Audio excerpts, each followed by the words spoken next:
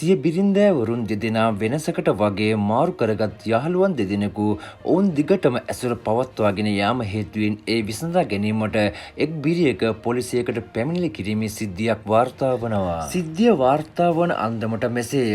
හොඳම යහළුවන් දෙදෙනෙකු තමන්ගේ බිරින්දෑවරුන් දෙදෙනා වෙනසකට වාගේ මාරු කරගෙන ඇසුරක් පවත්වාගෙන ගොස් ඇත. ඒත් මෙම ඇසුර දිගින් දිගටම පවත්වාගෙන යාම සිදු හේයින් පවුල් දෙක අතර පවුල් ආරවුල් තත්ත්වයක් ඇතිවිය. මුලින් දෙපාර්ශ්වයේම දැනුම මත සිදු දෙය පසුව එකිනෙකාට හොර රහසේ ඇසුර පවත්වාගෙන යාම හේතුවෙන් එක් කාන්තාවක මෙය මහත් ගැටලුවක් සේ සිතා සිය සැමියාගෙන් ඈත්වීමට පැමිණිලි කර ඇත. ගැඹුරට සිද්ධිය සම්බන්ධයෙන් කරුණු විමසා බැලීමේදී දෙපාර්ශ්වයම කැමැත්තෙන් මුලින් ආරම්භ කර ඇති ඇසුර පසුව ගැටලුවක් බවට පත්වී ඇති බව හෙළි වී ඇත. දෙපාර්ශ්වයටම සිදුවී ඇති සිද්ධිය බරපතලකම පොලිස් නිලධාරීන් විසින් වටහා දීමේදී සියල්ල සිදුවී හමාර වී ඇත. එක් පාර්ශ්වයකට දික්කසාද වීම දක්වා සිද්ධිය දුරදිග ගොස් හමාරය.